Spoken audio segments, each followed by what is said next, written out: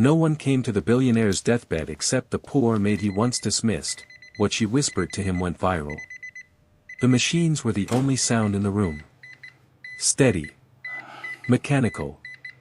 Indifferent. The man in the bed had once commanded boardrooms that fell silent when he entered. He had made decisions worth hundreds of millions of dollars before his morning coffee. He had been photographed, profiled, celebrated, and feared in equal measure. Now he lay in a private hospital room on the 14th floor, surrounded by the finest medical equipment money could buy, and there was not a single human being in the room with him. Not one. Just the machines. Just the curtains. Just the silence that fills a space when everyone who was supposed to stay has found a reason to leave. Hello friends. Welcome to today's story. Before we continue, please like this video, subscribe to our channel, and tell us in the comments where you are watching from, Canada, South Africa, or the United States. We want to hear from you. And stay right here, because what one woman whispered to this dying man, and what happened after, is something the world is still talking about. His name was Edward Harlow and he had spent 56 years becoming someone impressive. He had built his fortune in commercial real estate, buying distressed properties, restructuring them, selling them at multiples that made other investors pause and recalculate. He was not a man of warmth or vision in the humanistic sense. He was a man of precision. He saw numbers where others saw buildings. He saw leverage where others saw risk. He was, by every measurable financial standard, extraordinary. By every other standard, he had simply not bothered. He had been married twice. The first marriage ended when his wife told him quietly, over a dinner he had arrived 40 minutes late to, that she had been lonely for so long she had forgotten what the other kind felt like. He had looked at her across the table and felt something, not quite guilt, not quite understanding, but the distant recognition that something significant had just been said. He had gone back to work the next morning. The second marriage lasted longer and ended louder. 2 children from that union, a son named Marcus and a daughter named Priya, who had grown up in large houses with everything except their father's consistent presence. They had learned to manage without him. By the time they were adults, they had become quite good at it. The business partners came and went in cycles, useful during expansion, careful during plateau, absent during decline. This was the nature of those relationships and Edward had always understood it intellectually. What he had not understood, until the machines began to mark his remaining time in careful electronic beats, was that he had treated every relationship in his life according to the same commercial logic. Useful. Not useful. Retained. Released. The staff of his various homes over the decades had felt this most directly. There had been a cook he dismissed without notice after 15 years because he was changing the kitchen. A driver let go by voicemail after 11 years of 6 a.m. arrivals. A groundskeeper whose name Edward could not, now that he tried to recall it, remember at all. And there had been the maid. Her name was Nora Mensah. She had worked in his primary residence for 6 years, 6 years of quiet, thorough, entirely dependable service. She had cleaned rooms he barely entered and maintained the order of a house he used primarily as a place to sleep between the more important business of being elsewhere. She had been, in the way that only truly good workers are, invisible in the best possible sense, present when needed, unobtrusive otherwise, reliable in the way that makes a person easy to overlook entirely. He had dismissed her on a Tuesday morning. He had not been in a particularly bad mood. He had not been in a particularly good one. He had simply been reorganizing his household arrangements, reducing staff as part of a broader cost-efficiency review that his accountant had recommended, and her position had been one of those selected. His assistant had handled the paperwork. Edward himself had said nothing directly to Nora. He had passed her in the corridor that morning, she had been carrying a basket of clean linen, and he had not stopped. He had not said thank you. He had not said goodbye. He had not said anything at all. She had been gone by the afternoon. He had not thought about her again. Not until now. Not until the illness had stripped away every distraction and left him in a bed with nothing to do but lie still and let the past arrive at whatever pace it chose. The diagnosis had come 8 months ago. Aggressive. Progressing. The specific medical language had been delivered carefully by a specialist whose expression carried the particular compassion of someone delivering news they have delivered many times and have never found a comfortable way to carry. Edward had listened to the prognosis with the same focused attention he brought to challenging quarterly reports. He had asked precise questions. He had reviewed his options. He had assembled the best medical team available and instructed them to be thorough. What he had not done, what it had not occurred to him to do, so habituated was he to organizing every problem through systems and structures, was to call his children. Not that first day. Not that first week. By the time he thought to reach out, something had calcified on both sides, his silence reading as pride, their distance reading as disinterest, the whole thing settling into a familiar pattern of people who love each other badly because they were never taught how to do it well. Marcus had visited once, a 3-hour trip from another city, businesslike, uncomfortable, filled with the particular anguish of a son who does not know how to be tender with a father who never modeled it. He had asked practical questions about the estate and left before dinner. Priya sent flowers. Good ones. Every week, regular as a calendar entry, beautiful and impersonal. His business partners called in the first month, then less, then not at all. There was a company to run. There were decisions that could not wait for a dying man's recovery. His second wife did not call. And so the weeks passed, and the room on the 14th floor became quieter and quieter, until the only sound was the machines marking the decreasing distance between Edward Harlow and the end of everything he had built. He lay in the bed and looked at the ceiling and understood, with the particular clarity that arrives when there is nothing left to distract from the truth, that he had organized his entire life around acquisition and had never once asked himself what any of it was for. Friends, this powerful man is dying alone. Not a single person beside him. But someone is about to walk through that door who he never expected to see again. Subscribe, leave a comment, and stay with us. What happens next will break your heart open. Nora Mensah was 44 years old and she had rebuilt her life 3 times. The first rebuilding had been when she arrived in the country at 22, young, determined, alone, with a qualification that was not recognized here and a willingness to work that was her only currency. She had taken whatever was available. Cleaning work. Kitchen work. The kind of labor that is physically demanding and socially invisible and absolutely essential to the functioning of the world. The second rebuilding had been after Edward Harlow's assistant had handed her an envelope on a Tuesday afternoon and told her, with professional courtesy but without genuine warmth, that her services were no longer required. The envelope contained 2 weeks' severance and a form to sign. She had signed it. She had taken the envelope. She had walked out of the house where she had spent 6 years and stood on the pavement for a moment looking at nothing in particular. She had not been destroyed by it. This surprised some people when she described it later. They expected bitterness, anger, the specific outrage of someone discarded without ceremony after years of faithful service. But Nora had been raised by a woman who understood that bitterness is a luxury that people with limited resources cannot afford. It costs too much. It consumes the energy needed for everything else. She grieved the loss of stability, practically, specifically, without drama. Then she found the next thing. A cleaning company first, commercial contracts, office buildings at night. Then a part-time position in a care home, helping elderly residents with their daily routines. She had found, unexpectedly, that she was good at this, the patience required, the specific skill of making people feel seen and comfortable in their vulnerability. She had stayed. Over the years she had worked her way into a senior support role. Not glamorous. Not highly paid. But solid. Purposeful.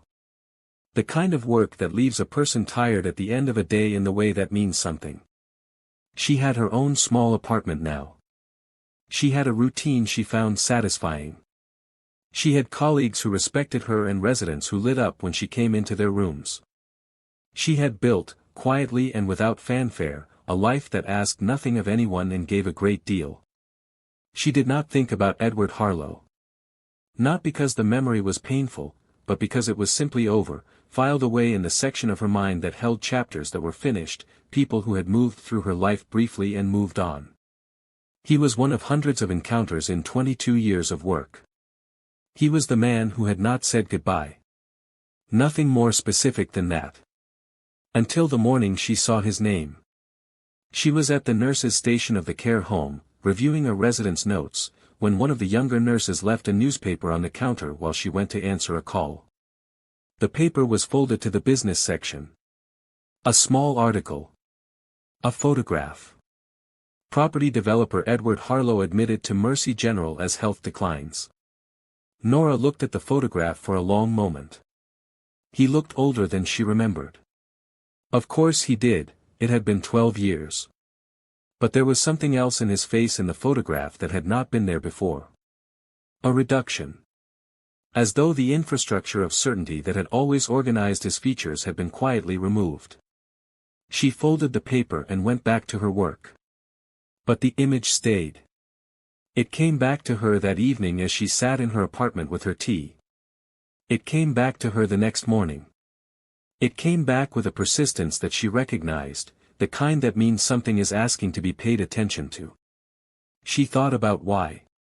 She was not sentimental about him. She harbored no romantic notion of deathbed reconciliation or poetic justice. She was not angry enough to want to witness his diminishment, and she was not wounded enough to need his acknowledgement.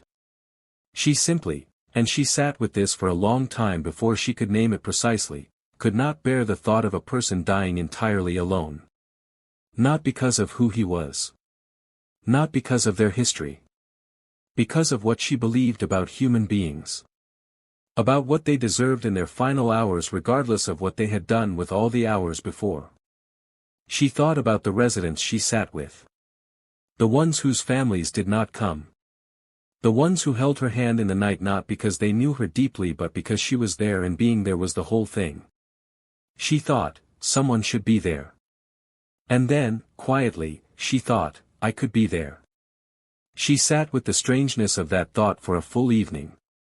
Then she got up, found a clean blouse, and decided. Friends, this woman was dismissed without a word after 6 years of service. And now she is choosing to walk into his hospital room. Subscribe and comment, what do you think she will say to him? Stay right here. Mercy General Hospital's 14th floor was quiet on a Wednesday afternoon. The private wing held 6 rooms. Most were empty. The nurses moved with the particular unhurried competence of a ward that is well-staffed relative to its current occupancy. No one paid particular attention to the woman who arrived at the elevator at 3 o'clock, wearing a plain dark blouse and carrying nothing except a small bag and a composed expression. Nora had dressed carefully. Not formally, she did not want to appear as though she was making an occasion of this. Not casually, she understood the weight of what she was doing. She had settled on something clean and simple and pressed, the way she dressed for the work that mattered. She gave her name at the nurse's station and said she was there to see Mr. Harlow. The nurse looked at the visitor log. The page for Edward Harlow's room was nearly empty.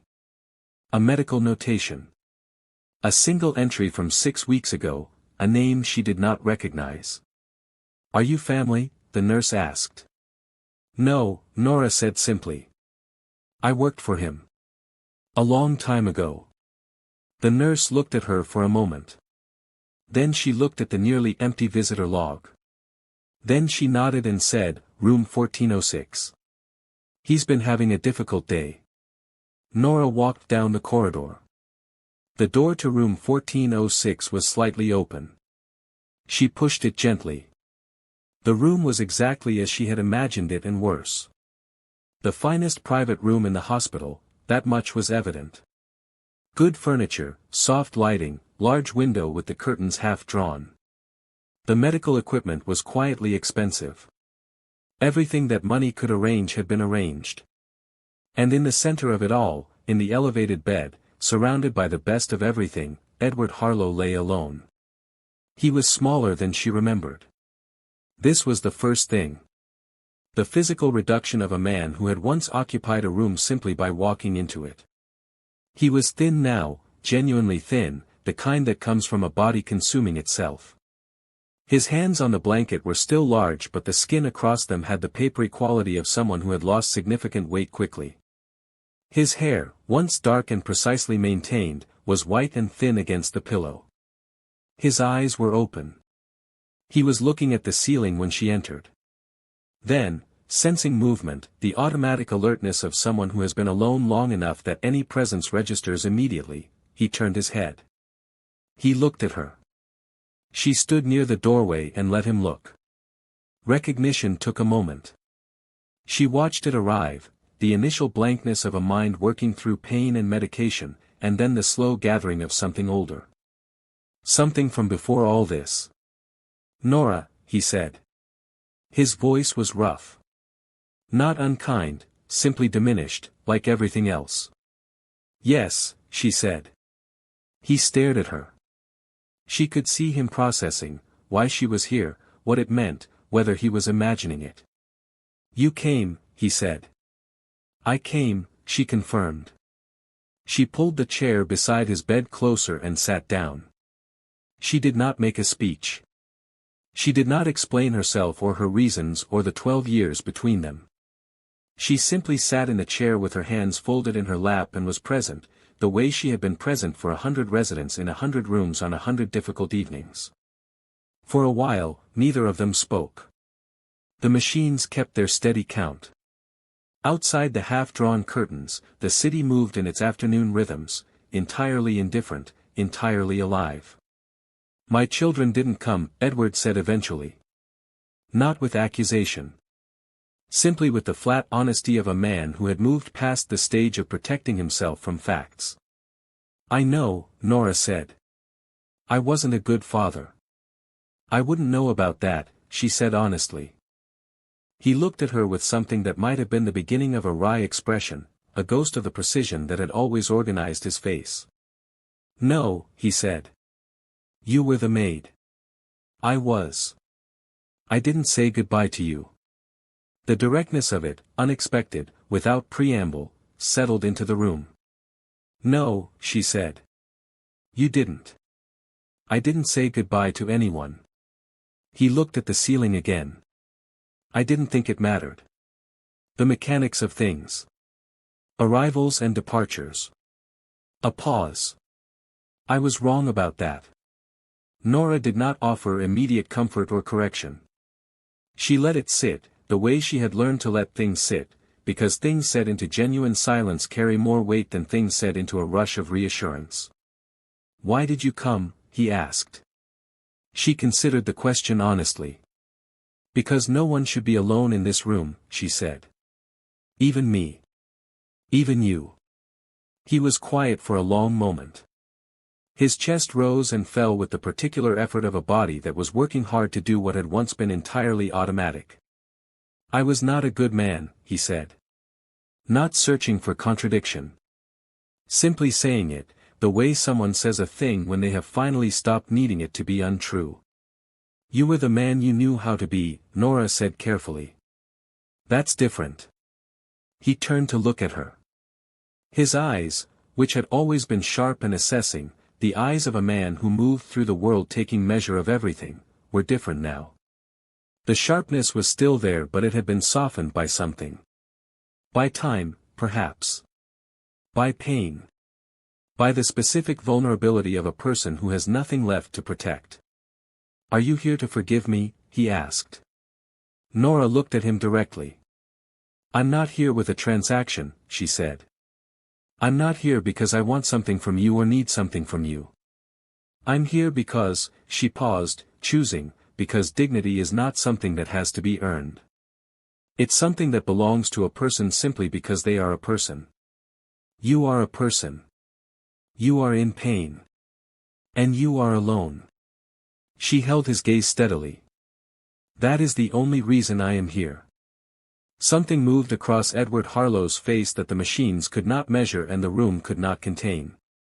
His eyes filled. Not dramatically. Just the quiet feeling of a man who has not cried in longer than he can remember and finds that the apparatus for it still works. Nora reached out and placed her hand over his on the blanket. Her warm dark hand over his pale papery one. She did not make a ceremony of it.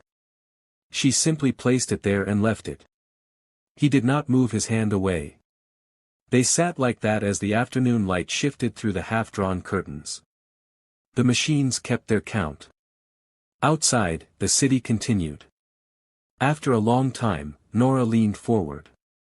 She leaned close to him, close enough that what she said would be for him alone, private, the specific intimacy of words offered to someone at the edge of everything. She whispered. What she said was not long. What she said was not complicated.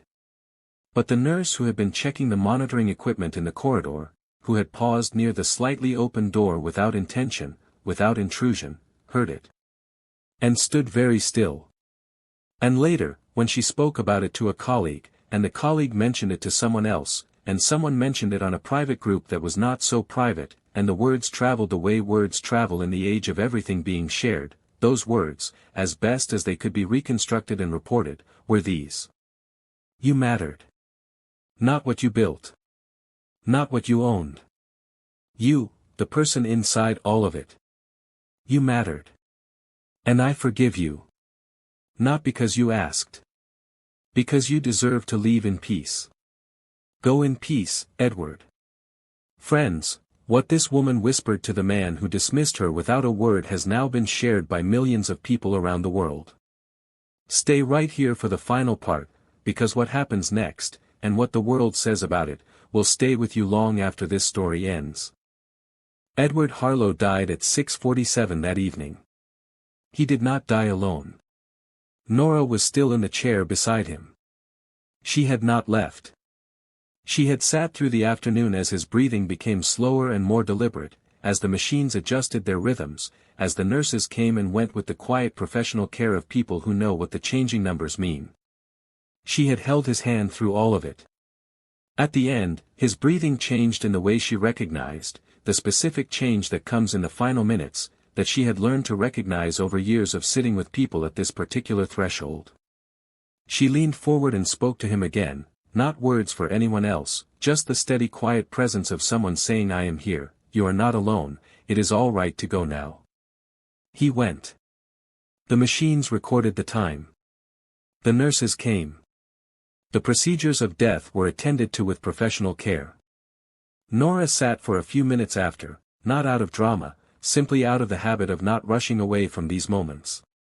Then she stood, straightened her blouse, picked up her bag, and walked quietly out of room 1406. She took the elevator to the ground floor. She walked through the hospital lobby and out through the automatic doors into the evening air. She walked to the bus stop. She went home. She made tea. She sat in her apartment in the quiet of the evening and felt the weight of the day settle into her without particular theatrics. She was tired. She was at peace. She had done the thing she went to do and it had been the right thing and that was all it needed to be. She did not post anything. She did not call anyone. She did not seek to describe or explain or be acknowledged. She simply sat with her tea and let the evening be what it was.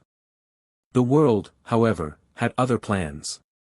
The nurse who had overheard, a young woman named Claire, 26 years old, 3 years into her career and already familiar with the particular loneliness of the private ward, had been moved by what she witnessed in a way that she could not simply carry home and contain.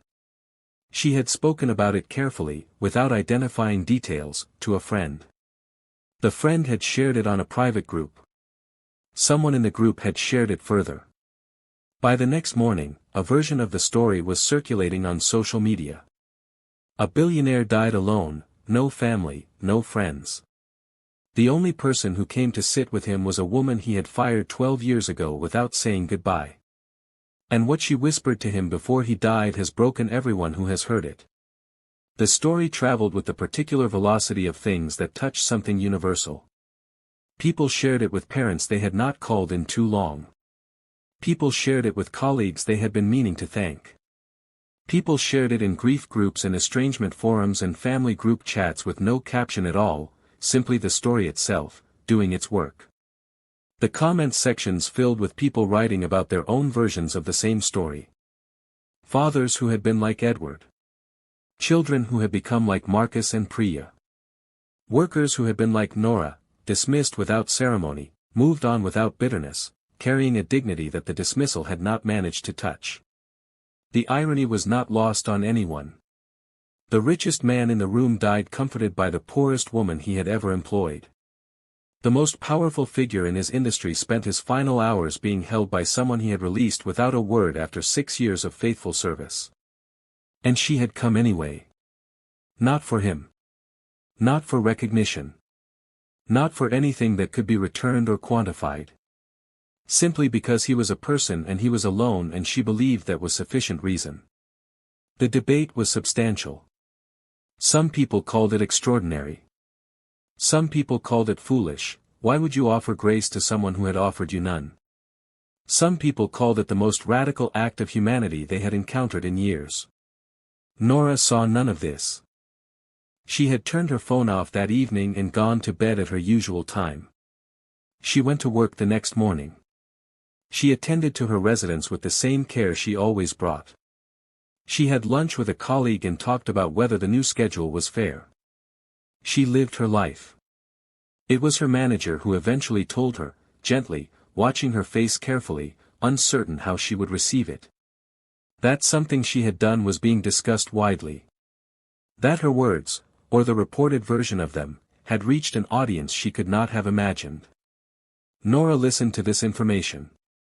She was quiet for a moment. Then she said, "I hope it helps someone." And she went back to work. She was asked, once, by a journalist who had tracked her down through the care home, whether she had any comment on what had happened. Whether she felt the story represented her accurately. Whether she had anything to add. She agreed to speak briefly, in the car park of the care home, between her morning and afternoon rounds. "I don't think I did anything remarkable," she said. "I think I did what any person would do if they were paying attention." She paused. "The remarkable thing is that no one else did it. That a man with that much money and that much success had no one. That's the thing worth talking about." Another pause. "Not me." "That." The journalist asked what she had whispered. Nora looked at her steadily. "That was between him and me," she said simply. "Some things are not for the world." She went back inside. Edward Harlow's estate was substantial. His will, drawn up years earlier and never revised, divided his assets between Marcus and Priya with the precision of a man who had treated inheritance as he had treated everything else, as a transaction to be organized correctly. There was no mention of Nora Mensa. She had expected none. She wanted none. What arrived instead, 3 weeks after Edward's death, in a plain envelope addressed in handwriting she did not recognize, was a letter. It was from Priya. "Dear Ms. Mensa. I heard what you did for my father. I was told about it by the nurse who was there. I want you to know that I am ashamed it was not me in that room. I want you to know that what you did for him, for a man who gave you no reason to, is something I will think about for the rest of my life. I don't know if this changes anything or if you need anything from me. I suspect you don't. But I needed to say it. Thank you. For being there. For being the kind of person who shows up for people who don't deserve it. Priya." Nora read the letter twice. She folded it carefully along its original creases. She placed it on the table beside the small plant she kept on her windowsill, the one that needed watering every 3 days and produced, in the right season, small yellow flowers that she found disproportionately pleasing for their size. She looked at the letter for a moment. Then she watered the plant. Then she made tea and sat by the window and watched the street below, the ordinary traffic of an ordinary evening, people moving through their lives in the direction of home. She thought about Edward Harlow. About the hand under hers on the blanket. About the afternoon light through half-drawn curtains. About a man at the end of everything he had built, finally still enough to feel what had always been true. She thought, he went in peace. And that, she decided, was the only thing that needed to matter. The machines had stopped their counting. The room on the 14th floor had been cleaned and made ready for the next occupant.